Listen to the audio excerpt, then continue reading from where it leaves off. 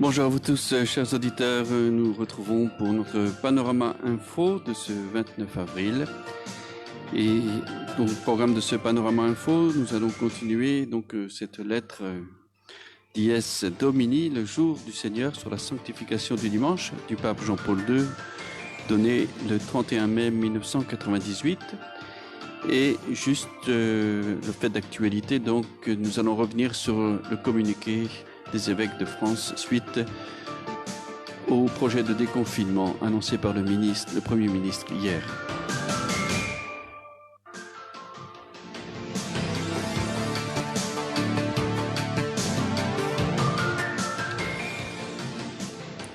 Avant donc de reprendre notre lecture de cette lettre très intéressante et très actuelle au fond de notre pape Jean-Paul II, Dies Domini, nous allons revenir donc sur ce communiqué des évêques de France suite à la déclaration du projet de déconfinement du Premier ministre annoncé hier, 28 avril.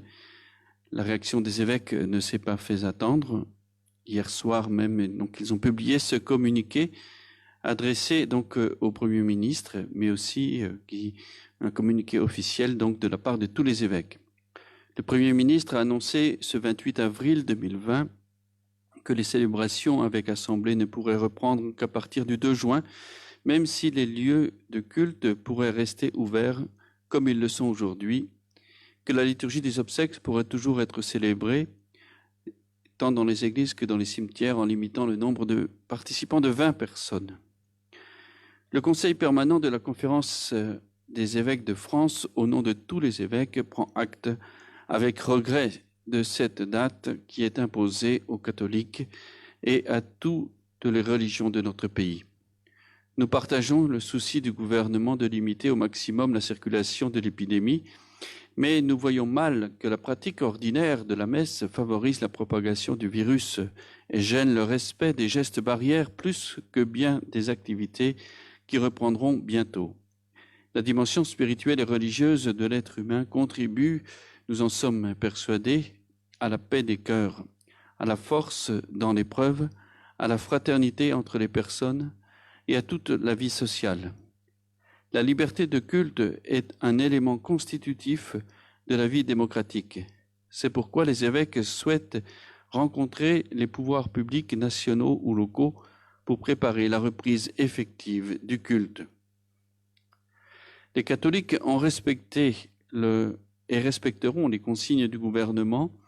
Le Conseil des évêques de France encourage vivement les familles qui seraient frappées par un deuil à ne pas renoncer aux obsèques religieuses, même si tous les membres de la famille ne peuvent pas s'y réunir.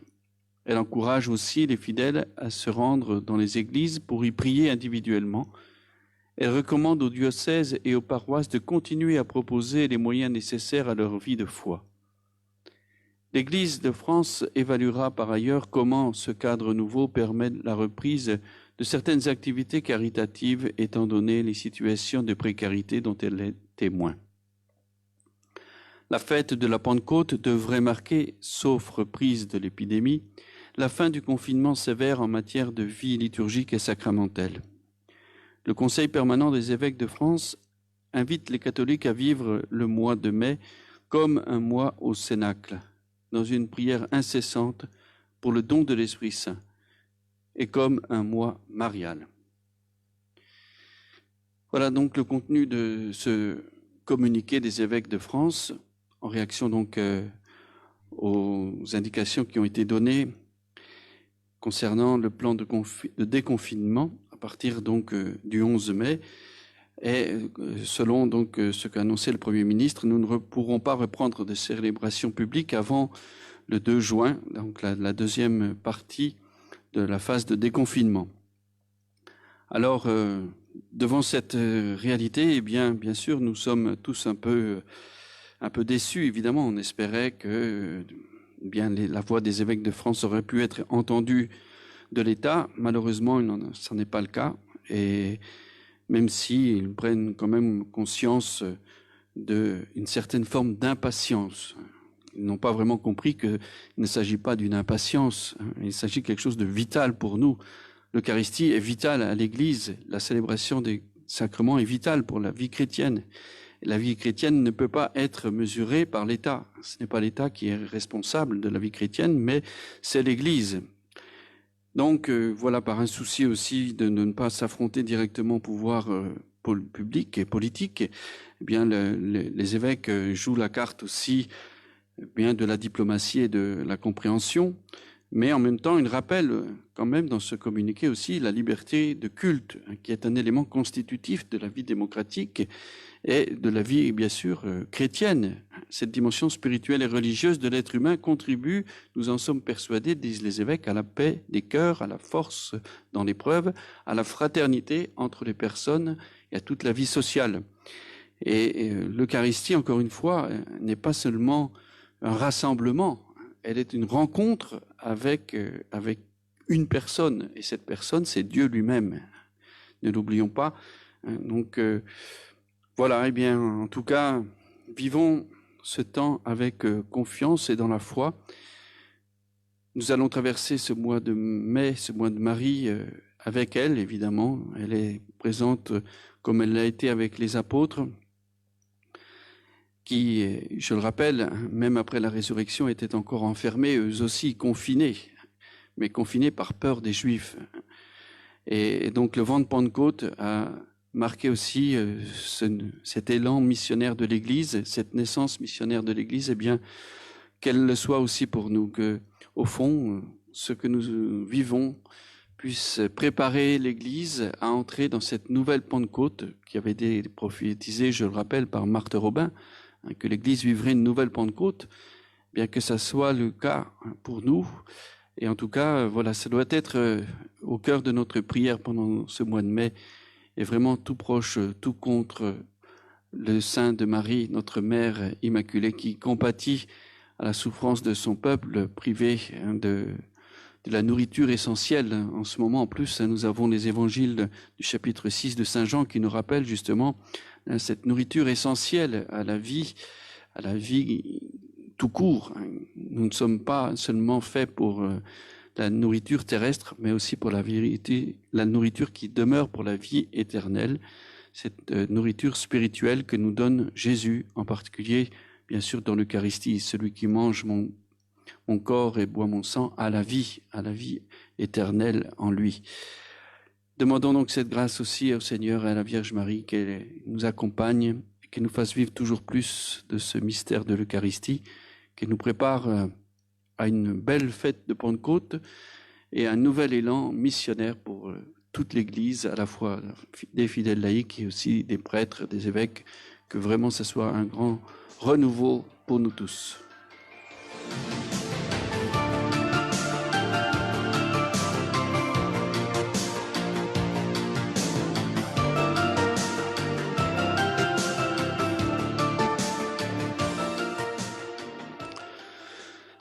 Nous allons donc continuer notre lecture de cette lettre du pape Jean-Paul II, Dies Domini, sur la sanctification du dimanche. Nous en sommes donc au 3e chapitre. Il y a 5 chapitres, je le rappelle. Et donc ce 3e chapitre est dédié à l'assemblée eucharistique au cœur du dimanche. « Je suis avec vous pour toujours jusqu'à la fin du monde, dit Jésus dans l'évangile de Matthieu chapitre 28, le verset 20. Cette promesse du Christ continue à être entendue dans l'Église qui y trouve le secret fécond de sa vie et la source de son espérance. Si le dimanche est le jour de la résurrection, il n'est pas seulement le souvenir d'un événement passé, il est la célébration de la présence vivifiante du ressuscité au milieu des siens. Et là, dans ce paragraphe, le pape Jean-Paul II, justement, eh bien, va souligner quelque chose d'important qui nous concerne dans le contexte actuel. Pour que cette présence soit annoncée et vécue comme il convient, il ne suffit pas que les disciples du Christ prient individuellement et fassent mémoire intérieurement, dans le secret de leur cœur, de la mort et de la résurrection du Christ. En effet, ceux qui ont reçu la grâce du baptême n'ont pas été sauvés seulement à titre individuel, mais comme membres du corps mystique qui font partie du peuple de Dieu. Il est donc important qu'ils se réunissent pour exprimer pleinement l'identité même de l'Église, l'Ecclésia, l'assemblée convoquée par le Seigneur ressuscité, lui qui a offert sa vie afin de rassembler dans l'unité les enfants de Dieu dispersés. Ils sont devenus un dans le Christ, par le don de l'Esprit. Cette unité se manifeste extérieurement lorsque les chrétiens se réunissent. Ils prennent alors vivement conscience d'être le peuple des rachetés, composé d'hommes de toute race, langue, peuple et nation. Et ils en témoignent devant le monde. Dans l'assemblée des disciples du Christ se prolonge dans le temps l'image de la première communauté chrétienne que saint Luc a voulu décrire de manière exemplaire dans les Actes des Apôtres, lorsqu'il écrit que les premiers baptisés se montraient assidus à l'enseignement des apôtres, fidèles à la communion fraternelle et à la fraction du pain et aux prières. Dans ce numéro, donc 31 de cette lettre Dies Domini, le pape Jean-Paul II nous rappelle pour nous aussi, bien que nous ne pouvons pas vivre notre foi d'une façon uniquement individuelle, personnelle. En effet, ceux qui ont reçu la grâce du baptême n'ont pas été sauvés seulement à titre individuel, mais comme membres du corps mystique du Christ et qui font partie ainsi du peuple de Dieu. Et c'est pourquoi donc nous nous réunissons pour célébrer ensemble le mystère de notre foi, le mystère de la mort et de la résurrection du Christ. Et cela, bien sûr, dans la célébration de la Sainte Messe, puisque l'Eucharistie est le mémorial de ce don du Christ. Elle n'est plus qu'un mémorial, il réactue le mystère pascal du Christ. Et donc c'est en assemblée que se vit l'Eucharistie. Les premiers chrétiens donc se réunissaient. À l'époque, je le rappelle, il n'y avait pas d'église. Ils ne pouvaient pas se réunir non plus au temple, mais ils se réunissaient dans les maisons pour prier ensemble et célébrer ce que l'on appelait alors la fraction du pain. Fidèles à la communion fraternelle, à la fraction du pain et aux prières. Alors c'est ce que nous aussi nous sommes appelés à vivre. Pour l'instant, nous ne pouvons pas nous rassembler encore communautairement, mais nous voyons bien la nécessité, en tout cas. Le côté positif, peut-être, de ce que nous sommes en train de vivre, nous fait redécouvrir l'importance de la communauté ecclésiale. Nous ne sommes pas faits pour être chacun dans son coin ou chacun derrière son écran, mais nous sommes faits pour nous retrouver ensemble et pour célébrer ensemble, en Église, dans le peuple des baptisés. Et ce n'est pas seulement un aspect à manifester, mais c'est aussi un droit envers le Seigneur. Pour tout baptisé, il n'y a pas que des dons reçus de Dieu, il y a aussi des devoirs comme baptisé. Et notre devoir premier, c'est de lui rendre le culte qui lui est dû. C'est de lui rendre ce culte en assemblée chrétienne avec nos frères, donc, et en particulier dans la célébration de l'Eucharistie.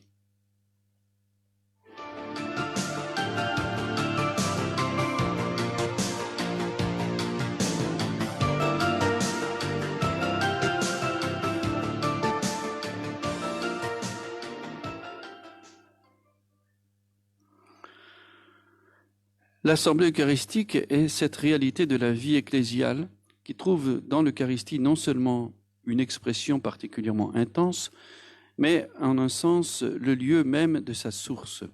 L'Eucharistie nourrit et forme l'Église, parce qu'il n'y a qu'un seul pain, à plusieurs nous ne sommes qu'un seul corps, car tous nous participons à ce pain unique. De par son rapport vital avec le sacrement du corps et du sang du Seigneur, le mystère de l'Église est annoncé, goûté et vécu avant tout dans l'Eucharistie. La dimension intrinsèquement ecclésiale de l'Eucharistie se réalise toutes les fois qu'elle est célébrée. Mais à plus forte raison, elle s'exprime le jour où toute la communauté est convoquée pour faire mémoire de la résurrection du Seigneur. De manière significative, le catéchisme de l'Église catholique enseigne que la célébration dominicale du jour et de l'Eucharistie du Seigneur est au cœur de la vie de l'Église. C'est justement lors de la messe dominicale que les chrétiens revivent avec une intensité particulière l'expérience faite par les apôtres réunis le soir de Pâques, lorsque le ressuscité se manifesta devant eux. Dans ce petit noyau de disciples, prémices de l'Église, se trouvait présent, d'une certaine façon, le peuple de Dieu de tous les temps. Dans leur témoignage résonne pour les générations de croyants le salut du Christ, riche du don messianique de la paix acquise par son sang et donnée en même temps que son esprit. La paix soit avec vous. Au retour du Christ parmi eux, 8 jours après, on peut voir préfigurer l'usage de la communauté chrétienne de se rassembler chaque 8e jour, le jour du Seigneur, ou dimanche, pour professer la foi en sa résurrection et pour recevoir les fruits de la promesse exprimée dans la béatitude, heureux ceux qui n'ont pas vu et qui ont cru. Ce lien étroit entre la manifestation du ressuscité et l'Eucharistie est suggéré par l'évangile de Luc dans le récit concernant les 2 disciples d'Emmaüs, auxquels le Christ se joint lui-même en les guidant dans l'intelligence de la parole et enfin en restant à table avec eux. Ils le reconnurent quand il prit le pain, dit la bénédiction, puis le rompit et le leur donna. Les gestes accomplis par Jésus dans ce récit sont les mêmes qu'à la dernière scène, avec une allusion claire à la fraction du pain, expression qu'emploie la première génération chrétienne pour désigner l'Eucharistie.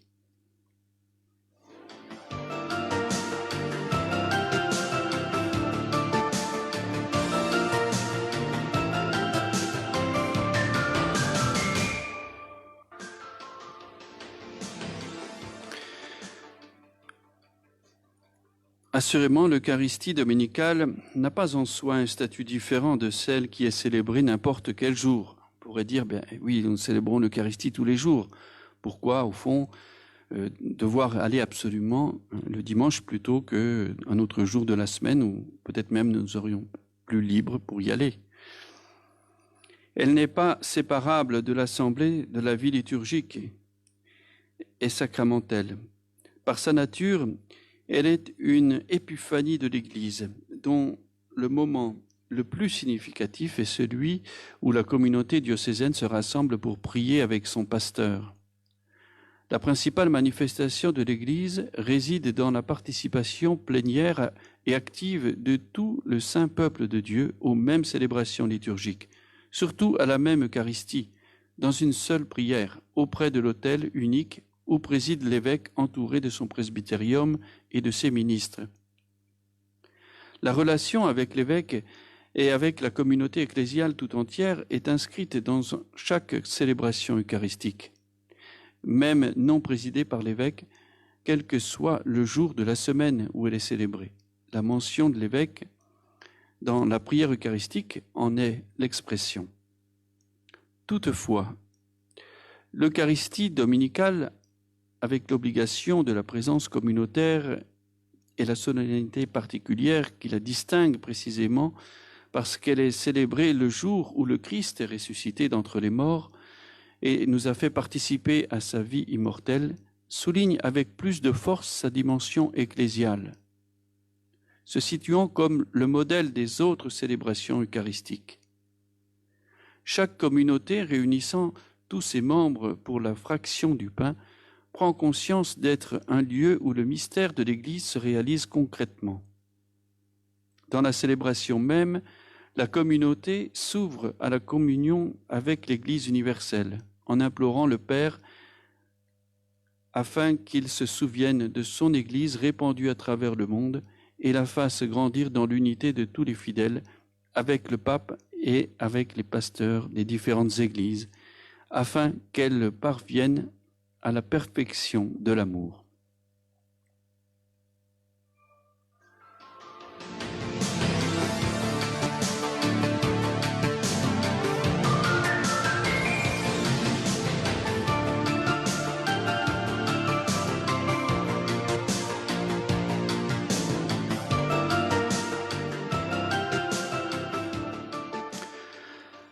Ainsi, le dies Domini se révèle être aussi le dies Ecclésiae, c'est-à-dire le jour du Seigneur se révèle être aussi le jour de l'Église. On comprend alors pourquoi La dimension communautaire de la célébration dominicale doit être particulièrement mise en valeur sur le plan pastoral. L'Assemblée dominicale est un lieu privilégié d'unité. On y célèbre en effet le sacrement de l'unité qui caractérise profondément l'Église, peuple rassemblé par et dans l'unité du Père, du Fils et du Saint-Esprit. En elle, les familles chrétiennes vivent une des expressions les meilleures de leur identité et de leur ministère d'Église domestique. Lorsque les parents participent avec les enfants à l'unique table de la parole et du pain de vie. Il convient de rappeler à ce sujet qu'il revient d'abord aux parents d'apprendre à leurs enfants à participer à la messe dominicale, aidés en cela par les catéchistes qui doivent se préoccuper d'intégrer l'initiation à la messe dans le parcours de la formation des enfants qui leur est confié, leur montrant le motif profond du caractère obligatoire du précepte. Lorsque les circonstances y invitent, la célébration de messe pour les enfants contribuera à cette formation, suivant les diverses modalités prévues par les normes liturgiques. Dans l'Assemblée dominicale, comme du reste dans toutes les célébrations eucharistiques, la rencontre avec le ressuscité a lieu par la participation aux deux tables, celle de la parole et celle du pain de vie. La première continue à donner l'intelligence de l'histoire du salut, et en particulier du mystère pascal, à laquelle Jésus, ressuscité, a lui-même introduit les disciples. C'est lui qui parle, car il est présent dans sa parole, pendant que sont lues dans l'Église les saintes Écritures. En la deuxième table, la présence réelle, substantielle et durable du Seigneur ressuscité est accomplie par le mémorial de sa passion et de sa résurrection. Et le pain de vie, qui est le gage de la gloire à venir, est offert. Le Concile Vatican II a rappelé que la liturgie de la parole et la liturgie eucharistique sont si étroitement unies entre elles qu'elles forment un seul acte de culte. Le même Concile a également décidé que pour apprêter plus richement pour les fidèles la table de la parole de Dieu, on ouvrira plus largement les trésors de la Bible. Il a ensuite demandé qu'aux messes du dimanche, de même qu'à celles des fêtes de précepte, l'homélie ne soit pas omise, si ce n'est pour motif très grave. Ces heureuses dispositions ont trouvé leur fidèle application dans la réforme liturgique, au sujet de laquelle le pape Paul VI, commentant l'offre plus abondante de lecture biblique des dimanches et des jours fériés, écrivait « Tout cela a été donné de telle manière que s'intensifie chez les fidèles la fin de la parole de Dieu, par laquelle, sous la conduite de l'Esprit Saint, le peuple de la Nouvelle Alliance semble être poussé vers l'unité parfaite de l'Église. »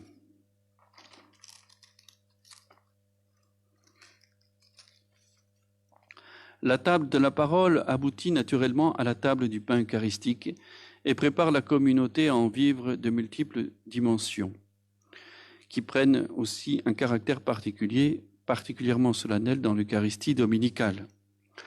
Par le style festif du rassemblement de toute la communauté le jour du Seigneur, l'Eucharistie se présente de façon plus visible que les autres jours comme la grande action de grâce par laquelle l'Église, habité par l'Esprit, se tourne vers le Père en s'unissant au Christ et en se faisant la voix de toute l'humanité.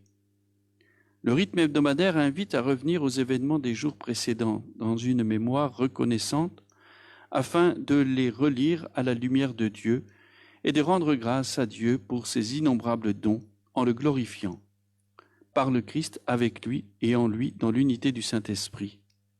La communauté chrétienne renouvelle ainsi sa conscience du fait que toutes choses ont été créées par le Christ et qu'en lui, venu dans la condition de serviteur, partager et racheter notre condition humaine, elles ont été récapitulées. La messe est en effet la représentation vivante du sacrifice de la croix. Sous les espèces du pain et du vin sur lesquels a été invoquée l'effusion de l'Esprit Saint, agissant avec une efficacité tout à fait unique dans les paroles de la consécration, le Christ s'offre au Père par le même geste d'immolation par lequel il s'offrit sur la croix.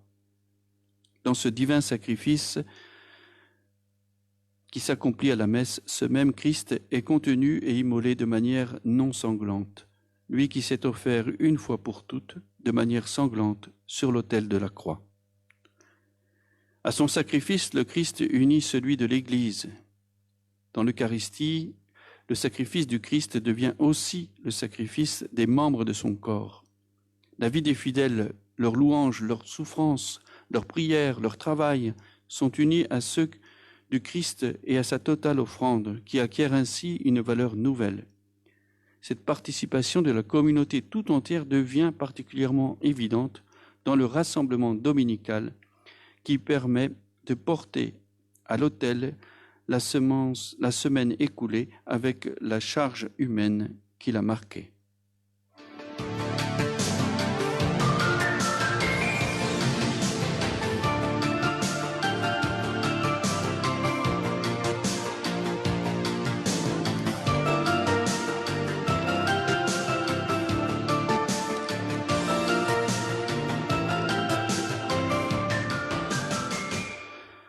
L'Eucharistie étant alors vraiment au cœur du dimanche, on comprend pourquoi dès les premiers siècles, les pasteurs n'ont cessé de rappeler à leurs fidèles la nécessité de participer à l'assemblée liturgique le jour du Seigneur.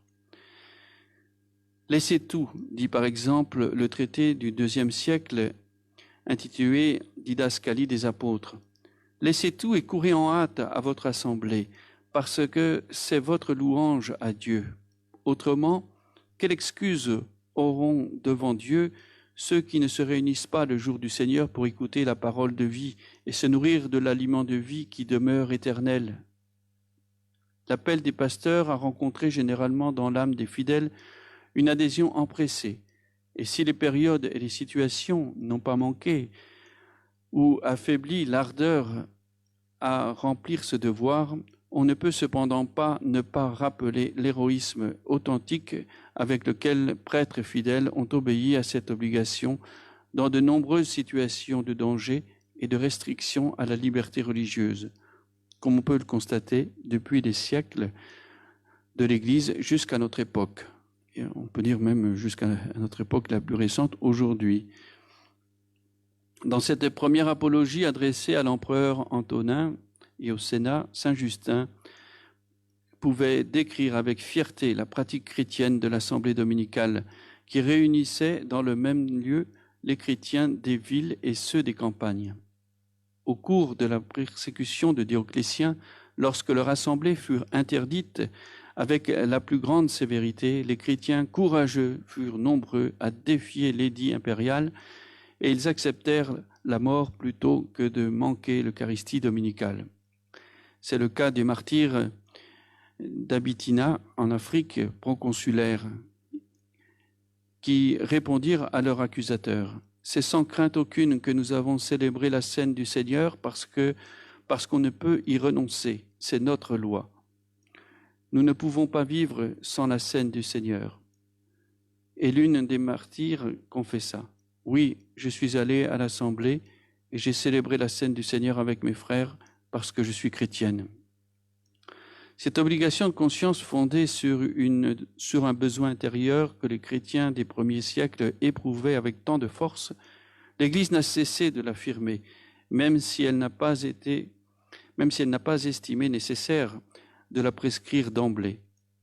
C'est seulement plus tard, devant la tiédeur ou la négligence de certains, qu'elle a dû expliciter le devoir de participer à la messe dominicale. Elle l'a fait le plus souvent sous forme d'exhortation, mais elle a dû parfois recourir aussi à des dispositions canoniques précises. C'est ce qu'elle a fait en divers conciles particuliers à partir du IVe siècle, par exemple au concile d'Elvire en 300, qui ne parle pas d'obligation, mais de conséquences pénales de 3 absences. Et surtout à partir du VIe siècle, comme cela a été fait au concile d'Agde en 506. Ces décrets des conciles particuliers ont abouti à une coutume universelle et à caractère d'obligation comme une chose tout à fait évidente. le Code de droit canonique de 1917 donnait pour la première fois à cette tradition la forme d'une loi universelle. Et le Code canonique actuel la reprend, disant que le dimanche et les autres jours de fête, de préceptes, les fidèles sont tenus par l'obligation à participer à la messe. Cette loi a été normalement entendue comme impliquant une obligation grave. C'est ce qu'enseigne aussi le catéchisme de l'Église catholique au numéro 83. Et l'on comprend bien la raison si l'on considère l'importance que revêt le dimanche pour la vie chrétienne. Aujourd'hui, comme dans le temps héroïque des commencements, des situations difficiles se produisent dans de nombreuses régions du monde pour de nombreuses personnes qui désirent vivre leur foi de manière cohérente. Parfois, le milieu est expressément hostile, d'autres fois, et plus souvent, indifférent et réfractaire au message évangélique. Le croyant, s'il ne peut être accablé de pouvoir compter sur le soutien de la communauté chrétienne, il est donc nécessaire qu'il soit convaincu de l'importance décisive pour sa vie de foi de se réunir le dimanche avec les autres frères afin de célébrer la Pâque du Seigneur dans le sacrement de la Nouvelle Alliance. Il appartient donc spécialement alors aux évêques de s'employer à faire en sorte que le dimanche soit reconnu par tous les fidèles, sanctifié et célébré comme le véritable jour du Seigneur. Alors, voilà, notre temps est écoulé. Et bien, nous pouvons prendre acte, nous aussi, de cette exhortation du pape Jean-Paul II à vivre plus saintement, en tout cas, notre dimanche. Et je reviens juste sur ce dernier aspect du précepte dominical.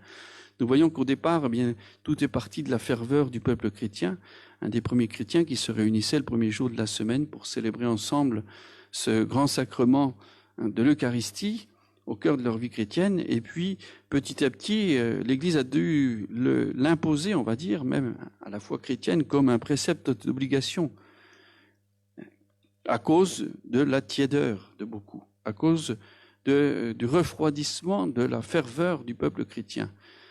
Et donc, elle a dû imposer donc un jour, le jour du Seigneur, le dimanche, comme ce jour de précepte, c'est-à-dire de jour d'obligation pour tous les chrétiens. Alors, voilà, n'attendons pas qu'une obligation pour venir à la messe. La messe n'est pas une obligation, mais elle doit partir aussi de cet élan du cœur, de cette ferveur du cœur. Que cela soit aussi un fruit du confinement que nous sommes en train de vivre, et le fruit aussi de ce jeûne eucharistique auquel nos fidèles sont contraints et obligés pour l'instant, qu'ils les renouvellent aussi alors dans leur désir de vivre l'Eucharistie. Nous terminons ainsi aujourd'hui notre panorama info. Nous continuerons demain donc la lecture de cette lettre exhortative du pape Jean-Paul II, Dies Domini.